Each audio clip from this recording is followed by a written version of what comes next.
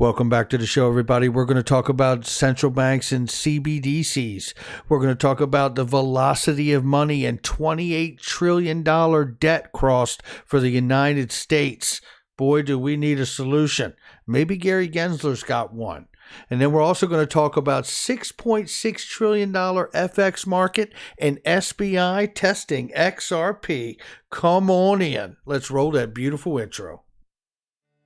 This is Digital Perspectives with Brad Kimes. Subscribe for new content notifications. Now, here's Brad Kimes. Come on in.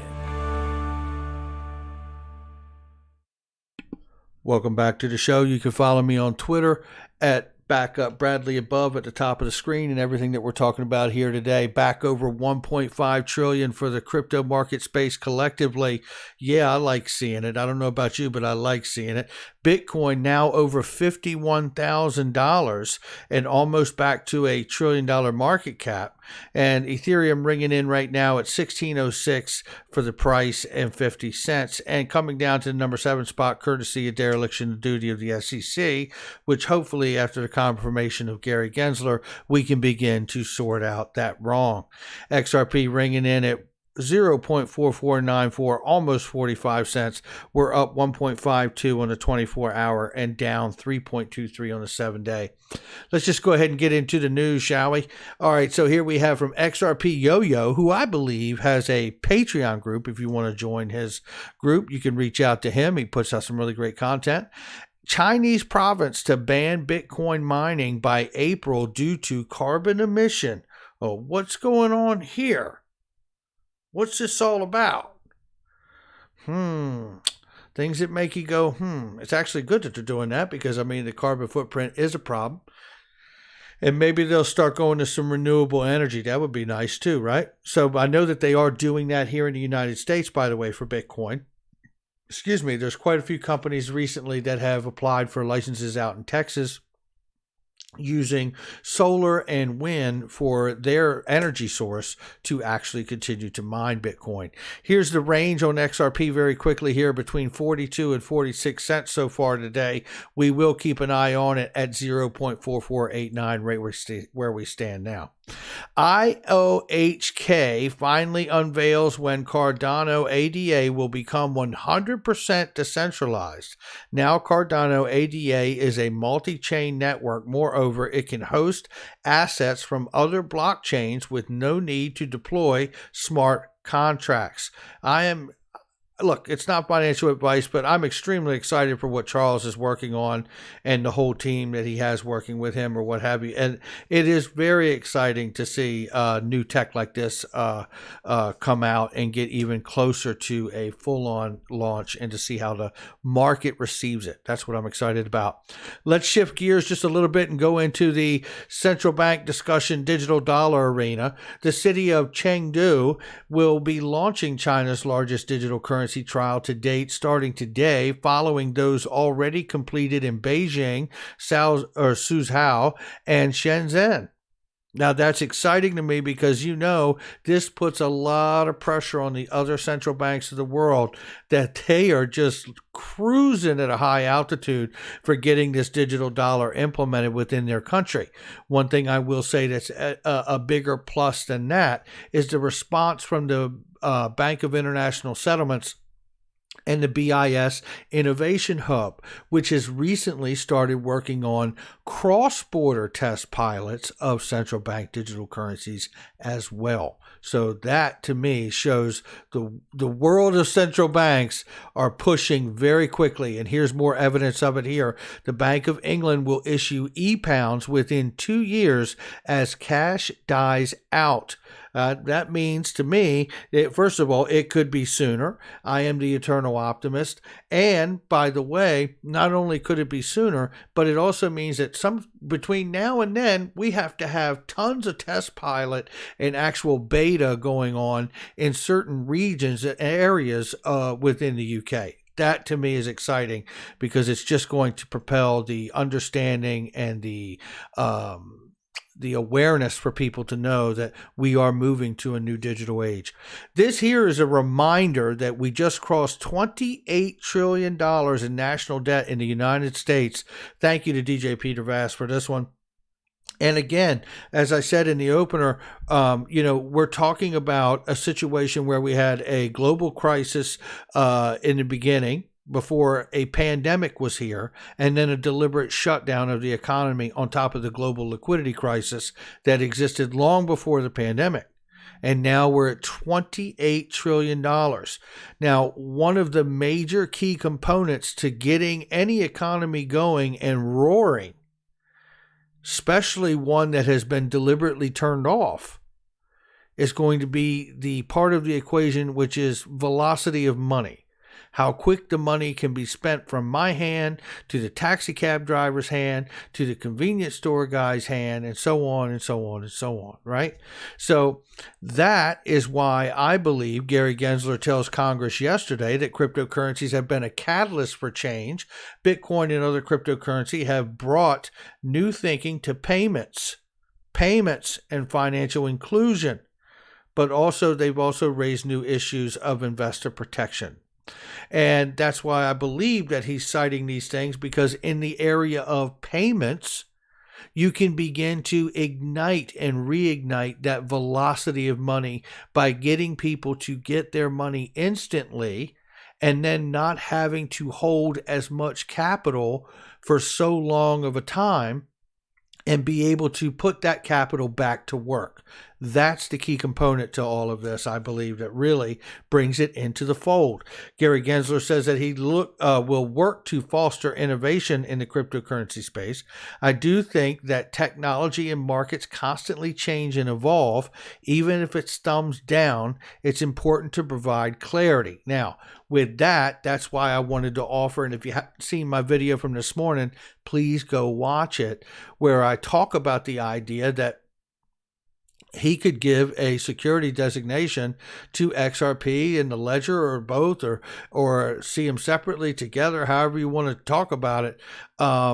You could see the XRP ledger as security if you want. People say, a security of what? Well, a security of all the collateral that will be put and placed on the network to supply the different things. Just look at the reserves that would be put up to match a fiat dollar for the major currencies of the world. Imagine what the XRP ledger is worth to you then. And imagine you owning what could be basically an electronic bond. That is what they wanted to do with the SDR, isn't it? An electronic bond that represents the value that is going across the ledger. Remember, they did talk about the fact that they were going to build private networks for the central bank system on top of the XRP ledger open source technology. So when I think of these things, I do think, that Gary Gensler may be looking at this from a position of, look, if we give it a securities designation, even cryptos broadly, with the exception of like Bitcoin, let's say, because there's nothing behind that, no one behind that to contact, right? There is now a nonprofit XRP Ledger Foundation behind XRP, and it, whether they like it or not, it was Ripple before that. So, it doesn't entitle you to Ripple shares. And in fact, if you watch the video from this morning, you'll see an article that I shared, courtesy of Big Skinny, of where Gary Gensler said in 2018 that he believed XRP was a security, and it did not entitle you to a stake in Ripple. So he absolutely sees the ability to see XRP as a security without it entitling you to value in Ripple's company. Now, with that being said, if you look at it from a regulator point of view, you could say, this would be much easier to call these things collectively securities. Why? Because then I could tuck them inside of the securities regulation framework that already exists. Yeah, but these things have utility, Brad. You can't do that. They have utility. These are different than security. Okay, fine. Well, then if we tuck them into securities designation, then all I really have to do is make a few amendments to the old framework. to the old existing market infrastructure, which would be your broker-dealers and exchanges and your banks. And if the exchanges happen to be newer exchanges, they either get banking compliant or they get gone and they won't be able to offer it. Why would we do that? Well, because we don't know that they will, but if we're speculating, but if they are to do these things or any of this, it would more than likely be because they can't risk getting it wrong. So you give it a designation that tucks it and encompasses it inside of potentially, we're not saying it will, but potentially, inside of a regulatory framework you already know works. And where you have utility brought to the asset and the technology needs to be addressed, you can make some of those soft amendments or issuances or changes that allows the asset to function in its full-scale intended use. And then the other side of that is the market infrastructure, as I said. And then this would then play into the hands of, the exchanges potentially getting XRP drawn off the exchanges. And from there, it goes behind to the investment bankers, the Goldman Sachs, the JP Morgans, got to be an accredited investor to get a hold of it. I could see these things taking place and taking shape because that looks more like the conventional market structure to me instead of, I just don't believe they're going to release an entirely brand new framework to address all of these things. I think it would be much easier for them to say, let's call them a security, for the sake of not getting it wrong, and then make the amendments for the utility of these assets after that, because it's easier to make those minimal adjustments that they can continue to make adjustments on and house it inside a framework that they know that all the banking, sophisticated financial institution and banks are comfortable with. All the regulators are comfortable with it. They know how to regulate this. I don't know, but it may be. I just think it's the right time to really start digging back down into the potential of an outcome like that, either for cryptos broadly or for at least XRP. We will see. But here we go. What we do know is that the PayPals, the Discovers, and the Goldman Sachs of the world aren't bothered by any of this, and those are your legacy companies. And to me, this really look at what PayPal's doing. It's said to be in the process of buying Curve, custody firm, technology and custody firm that powers the secure storage of cryptocurrency, according to 3 sources familiar with the situation. Again, PayPal taking this move that starts to mirror the conventional market infrastructure. See, everything is centralized in the digital world. Look at most of these exchanges. Most of these exchanges, generally speaking, that you buy it, you sell it, and hold it right there. Well, that's centralized, my friends. That's not decentralized. Well, Bitcoin's decentralized. Oh, yeah? Where did you buy it at? Oh, I got it on such and such exchange. Oh, yeah? The same exchange that you bought it from, you sold it from, and then held it at? Because that's a very centralized way to do things, and that doesn't look like the traditional conventional markets at all. So when I see PayPal looking to be in the process to buy Curve, what I see them doing is starting to mirror that conventional structure of getting a third party to do their custody. It means they're not going anywhere too. Discovery Financial is hiring a blockchain and digital currency strategist to plan the card's issuers' crypto roadmap. The strategist will be tasked with identifying opportunities in cryptocurrency, educating C-suite suits on the tech, and managing rollout. Does that look like they're worried about anything? These big companies, man, they know what's going on.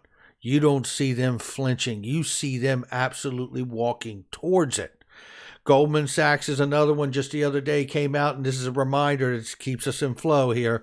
Goldman Sachs will enter the crypto market soon with their custody play. Goldman Sachs has issued an RFI to explore digital asset custody and will enter the market soon, along with the bank's detailed plans for cryptocurrency custody. They were going to do this a few years ago and drop the idea. We're back. We're back. And they're not leaving. Well, here's some other great news, too. Now, we covered this when they said that SBI would be testing XRP in a $6.6 trillion FX market. Well, it's happened. The XRP-based remittance platform for international payments developed by FX Coin Ltd. and SBI Holdings continued to make significant progress, as FX Coin recently reported, as part of a demonstration As a part of a demonstration experiment, the company conducted a forward transaction using XRP with Sumitomo Corporation to send a payment to Singapore on February 25th, 2021, just a couple days ago. So we see, all right, in the previous demonstration that was conducted back in November in 2020 and involved a forward transaction with a group company in Japan. The transaction now executed involves Sumitomo sending to Singapore on a trial basis. Subsequently, Sumitomo purchased XRP from FX Coin at a specific date by entering a forward transaction with FX Coin to hedge the price movement of XRP. It goes on to say down here, while the first experiment had demonstrated the usefulness and future potential of crypto asset forward transactions in Japan, the current test amid the aim to demonstrate, can't talk today, transactions related to settlement between domestic companies and foreign counterparties. So again, just like we see the digital yuan getting put to work in different cities in a intra-country example, right? We saw the first test in November as a intra example of settlement. And here of recent, on the 25th of February, we're seeing a like an internet versus intranet, and we're seeing it be used between Singapore and Sumitomo, which I believe is out of Japan. So that is extremely exciting. It presses on, and just so you know, Japan is leading the way in adopting XRP, and it is wonderful. I tell you, it really, with this backdrop, it does nothing else for you to understand that we're testing there in this $6.6 trillion market. We're proving that it works. We proved that it works within Japan, within the different exchange of that transaction, now going cross-border to do the same thing in the same FX market. The tests will just keep getting bigger until eventually it's what they're going to use. That's the point of the test. And none of these tests have come back and said it was horrible. It didn't work. In fact, they expanded the second test because it worked so well in the first one, right? So this is where we're going, and that's a beautiful thing. Now, before we get out of here, it's March Madness, ladies and gentlemen. Looky here, Surfer.Crypto, 15 grand. Look, for the first time in history, these NFTs and these cryptos are being made available, and there's going to be a new round each week for March Madness from Unstoppable Domains. And just as an example, I pulled one down here. I pulled a few of these. And which one did I look at? I think it was Sailing. Sailing.com is estimated to be more than $25,000 in value. And then I think to myself, well, shoot, the crypto's got more utility to it because you can send money and value through it. So they're sailing right there. And it was $5,000 this morning. It's gone up. Somebody must have bought it and then relisted it, is what it's looking like to me. Oh my goodness.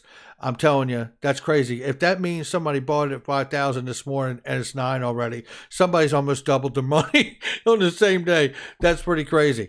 All right, look, I got to get out of here. Make sure you check out all the links in the description box. They are vetted, trusted links. There's a lot of really great specials for any products or services that you may need. I use them each and every day. I'll catch you on the next one.